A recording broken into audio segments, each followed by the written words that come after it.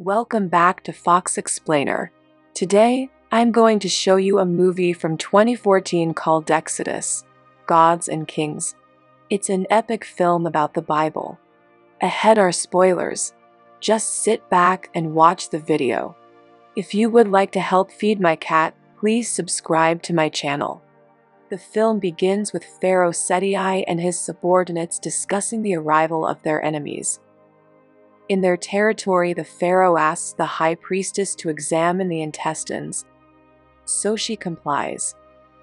At the table where she performs her ritual, the priestess takes the knife and stabs the duck in the stomach and goes outside to retrieve the intestine to examine it in order to determine what the omen predicts.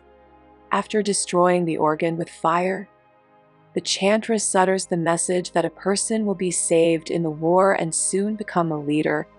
She warns them about the prophecy because either Moses, the general of the Egyptian royal family, or Ramses, the prince, will lead the attack that will defeat the Hittites at Kadesh.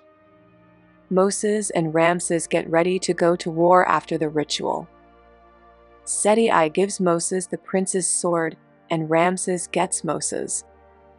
This is to show that they are brothers. Seti sends these boys out of the palace, where Egyptian soldiers are awaiting their departure. Ramses and Moses ride a separate carriage to transport them to Kadesh, while their troops follow in their wake. Ramses issues orders to Commander Kayan regarding the division of their battalion on the battlefield upon his approach to Kadesh. Ramses assumes command and distributes forces in various directions to maximize the effectiveness of their attack. There are people busy butchering animals for food, a blacksmith making swords, and the tribe's leaders all sitting down to a meal together. As soon as the panicking Hittite soldier approached their tribe, he notified them of the impending arrival of Egyptian soldiers. It is immediately apparent that the Hittites have a well-equipped army ready to take on their enemies. As Ramses approaches the Hittite stronghold, he sends out a signal for his men to begin an attack at the same time. They pelt the Hittites with arrows as they simultaneously take out a large number of the enemy fighters. The arrows pierce their chests and even their horses, causing their fighters to fall immediately. Before the troop of Egyptian soldiers collided with the human shield created by the Hittites, another wave of arrows was fired. The conflict between the Hittites and Egyptians has become extremely bloody. The area is filled with the sound of swords and spears clashing, and the screams of agonizing pain when someone is struck by one of these weapons. In contrast, Ramses is thrown from his horse when it collides with an arriving carriage. A Hittite soldier seizes this opportunity to attack Ramses, but Moses uses his spear to protect his comrade. When the situation becomes more perilous for both sides, Moses orders his men to retreat and summon Ramses. When Moses discovers another carriage he can ride, he does so as they depart Kadesh. While attempting to flee, they leave the majority of their men fighting against the Hittites. The people of Memphis celebrate the return of Moses and his group by greeting them with enthusiasm and jubilation upon their arrival. Seti summons Moses to report on the Hittite encounters. Moses never bothers to report what occurred, but he does reveal that he saved Ramses' life.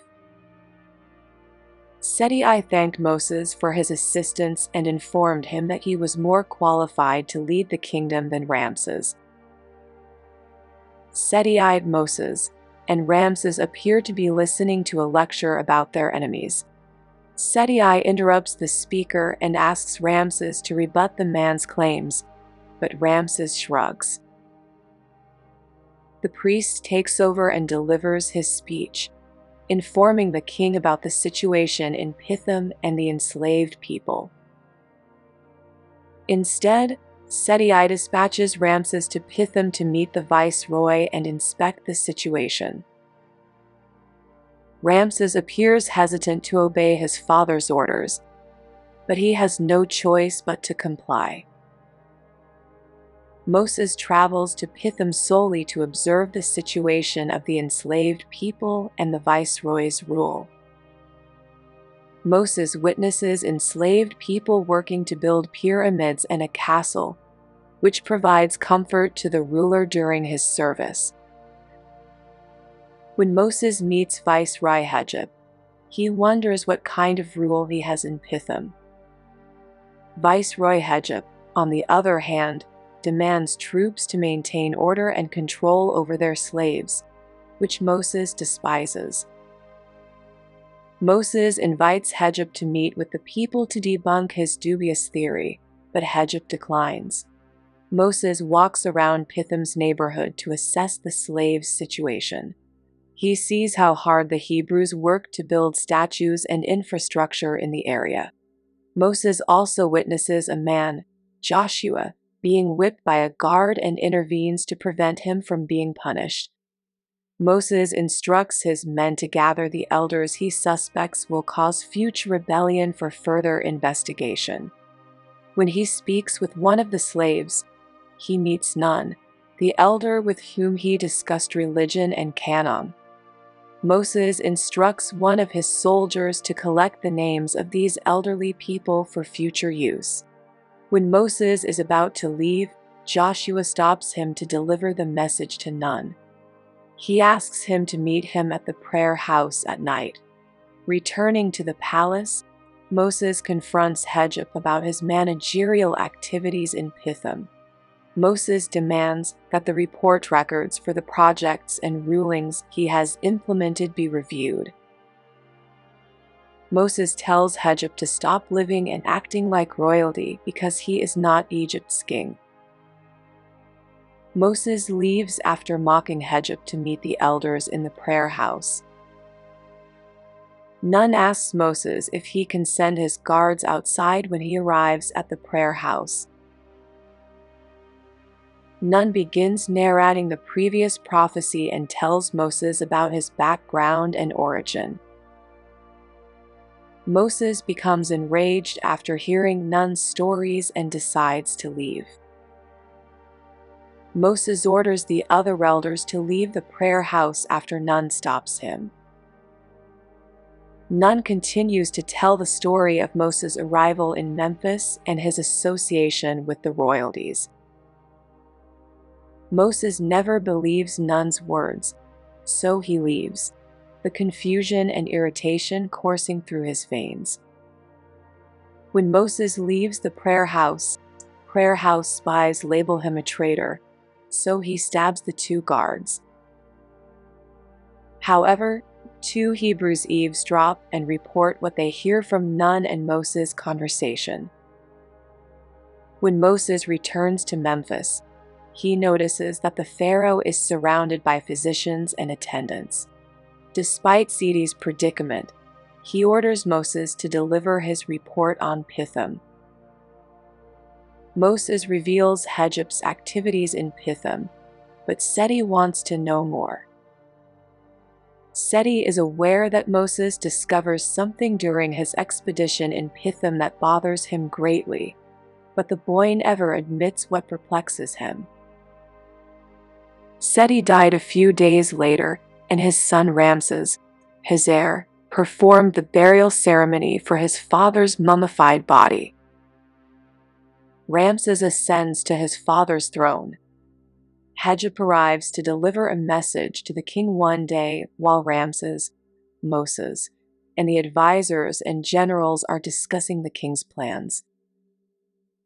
Ramses orders everyone to leave the room immediately in response to Hejeb's request. Hejeb revealed to Ramses the truth about Moses' true identity. When Hejeb departs, Ramses and Moses have an argument about the latter's true identity. Ramses summons Bithia and Miriam, who both deny knowing the truth. Ramses employs Miriam, Moses' alleged sister, and threatens to cut off his arm if he divulges false information. Ramses imprisons Moses after discovering his identity. Moses' mother then orders his death, but he is exiled instead. Moses begs the guard to let him speak with Bithia and Miriam before leaving. Miriam admits in this brief conversation that all of the allegations about his true identity are true. Miriam gives Moses the bracelet she took off his hand as a child to protect him. Moses is fighting for his life in the desert. He discovers his sword concealed in the cloth on the horse's back. Moses decides to come to a halt when his horse dies due to a lack of food and water. Two enemies arrive while you are resting. They try to kill him with their swords, but Moses does the opposite. Moses continues his journey across the desert until he arrives at the Red Sea. He notices a group of women retrieving water when men with goats overpower them. As he shows them his sword, Moses strides in their direction to overthrow this man. Men begin to withdraw and send their goats away from the water pump. Zipporah invites Moses to eat and rest in their community. Jethro, Zipporah's father, interrogates Moses, who politely declines. Instead of a brief visit, Moses and Zipporah develop a romantic relationship that leads to marriage. Ramses orders his men to construct his tomb and palace 9 years later. Many enslaved people worked in the Memphis area to fulfill the pharaoh's desires. He orders his men to complete this massive project as soon as possible, regardless of the difficulties they may encounter. Moses amuses his son, Malak, while they discuss God's mountain. Moses had never believed in such supernatural beings, which perplexed his son. Gershom, on the other hand, questions his mother Zipporah about his father's claims, prompting her to confront Moses while he tends to the herd of goats and sheep. Moses, as a herder, follows his sheep despite the heavy rain that prevents him from climbing. He follows the sheep wherever they go as they ascend the forbidden mountain. Moses loses consciousness after being knocked unconscious by a mudslide. Hours later, Moses awakens buried. He hears his name while something burns a few meters away. Malak asks him to become a general to fight for his people seconds later. Zipporah helps Moses wake up. Moses recounts what he saw before the storm. While looking for Malak, Moses tells Zipporah about God. Zipporah doesn't believe Moses' claims because he blames his accident. Zipporah tells Moses to rest after he reveals his true identity to her. Moses sees Malak's rocks and Gershom's face while bonding with Gershom. Moses brings his son home immediately. Moses returns to Memphis after Malak appears. So he prepares his horse and sword. Moses asks Gershom and Zipporah's permission before leaving, but they are upset. Moses sees slaves being burned in Pithom when he arrives. He searches for the prayer house and finds none: Joshua, Aaron, his brother, and some relatives. Moses visits Ramses in his palace after careful planning. Moses meets Ramses in the stable. Former atheist Moses now believes in God and tells Ramses his orders. Moses escapes after telling Ramses what he needs. Moses' arrival in Ramses' palace surprises him. He orders his men to kill Moses and his family to defy the prophecy and reduce threat. Egyptians killed Moses and his followers. Moses' whereabouts were unknown when they attacked Pithom. Ramses kills slaves' families until Moses arrives. This pushes slaves to fight Ramses and his soldiers. The continued persecution inspires the slaves to end Ramses' cruelty. Moses trains the slaves for future battles. Moses teaches them how to shoot arrows and bows accurately. Moses told them to use Egyptian resources to survive and succeed. They plan while spilling oil to start an arson. While destroying the city, they attack the Egyptians. Moses and Malak discuss how to end his people's Egyptian slavery. Malak suggests Moses watch the Egyptians face. Crocodiles attack Egyptians on their voyage. Vital Nile turns bloody as fish die and frogs invade the palace and Memphis. Millions of insects destroyed their food and disrupted Egyptian life. Millions of flies cause skin diseases. Even Ramses and his wife are punished. More insects in Egypt help people.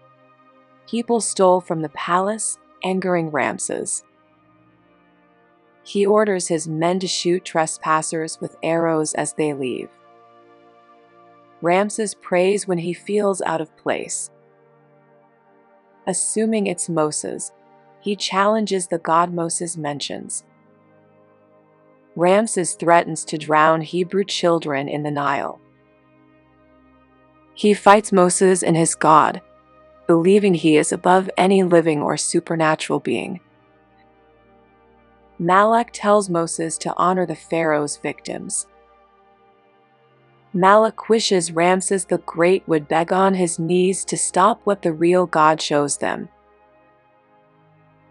Moses can no longer listen to Malak's remarks, so he leaves. Suddenly, light replaces the darkness. Moses warns Ramses' palace about his announcement before sunset. If Ramses doesn't submit, Moses can't guarantee the citizens' safety. Ramses fears for his child's safety if he doesn't follow Moses' instructions. Moses visits his friends. He tells them to kill a lamb and mark their doors with its blood to avoid a flood. People who believe in Moses slaughter lambs and spread the blood on their doors and doorposts. Moses' warning makes Ramses uneasy. As darkness falls, Egyptian children lose breath. Next day, Ramses shows Moses his dead child. Moses tells Ramses his God kills children. Ramses can't believe Moses that no Hebrew child died last night. He asks them to leave Egypt. Ramses and his wife mourn his son. Ramses decides to kill all Hebrews to avenge his son. Moses rests the Hebrews before they continue to the sea. Aaron asks Moses whether to take the strait or the mountains, but Moses prefers the highlands to slow the chariots. Moses asks Malak for help finding their destination, but he refuses. Moses tells them to keep moving. Ramses' group finds the escape route the Hebrews took. Moses lost the strait upon reaching the sea. He's frustrated because he can't tell them how to avoid getting killed. He throws his sword into the sea in anger. Slaves and Egyptians face off. Khan sees the flood arrive. Khan orders his men to retreat, but Ramses continues. Moses warns Ramses to flee as the waves approach. As Ramses pursues Moses, the water drowns them. Moses is among those who drown. Moses survives the deluge by reaching the coast. Ramses survives when he finds his men dead at sea. The drowned corpse is still. Moses successfully returns to his tribe. Moses finds Gershom and Zipporah, whom he abandoned to fulfill his prophecy. Moses admits that the Hebrews were his people when waves of people arrived. Moses writes the 10 Commandments on Mount Sinai to guide his people. If you would like to help feed my cat, please subscribe to my channel.